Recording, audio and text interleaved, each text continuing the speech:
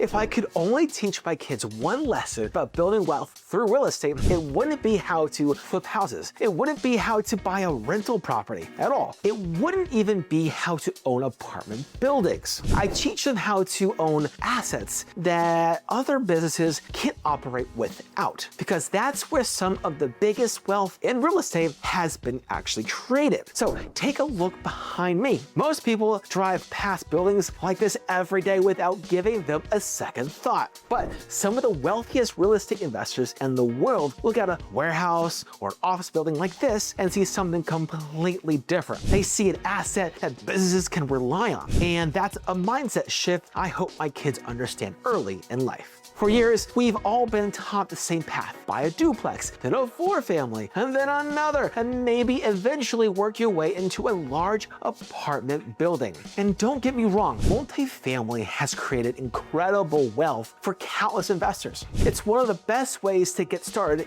in real estate. But if you study investors who continue building wealth over decades, you'll notice many of them eventually evolve. They stop focusing on owning more doors, and they start focusing on owning more important assets: warehouses, industrial buildings, and distribution centers, cold storage facilities, manufacturing spaces. Buildings' entire industry depend on it every single day. So think about the difference. With an apartment building, you might have dozens of tenants coming and going over the years. Every turnover means cleaning, repairs, marketing, vacancies, and management. You're consistently dealing with people. Now compare that to a building like this or a warehouse. One business may lease this property for 10, 15, or even 20 years, and they've invested heavy into the operating of that location. Moving locations is expensive and disruptive, sometimes nearly impossible depending on the tenant. So they stay. Instead of consistently managing tenants, you're managing a long-term asset that's helping another business grow. Now think about where the economy is heading.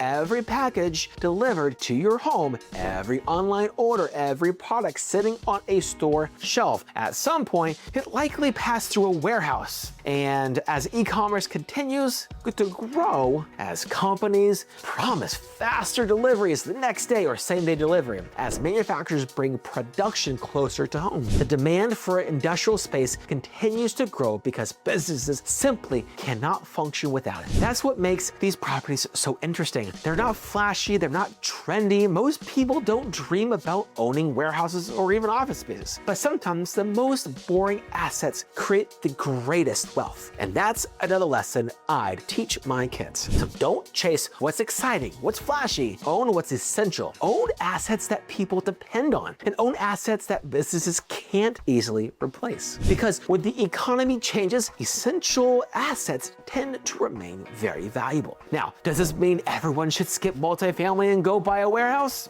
Absolutely not. Not at all. For many people, multifamily is still the best place to begin. It teaches you financing, property management, how to evaluate deals, how real estate actually works. But eventually, I think every investor should ask themselves a different type of question. Instead of asking, how many properties do I own? Ask, how important are these properties that I own? There's a huge difference. Would you rather spend your time solving maintenance issues across dozens of residential units, or own a small handful of properties leased to businesses that rely on them every single day? That's why if I had one lesson to pass down to my kids, it wouldn't simply be buy more real estate. It would be own better real estate. Own assets that become part of the economy's infrastructure. Because buildings like this aren't just warehouses. They're the backbone of how products move, businesses operate, and the economy keeps running. And the people who own critical assets like these are often the ones quietly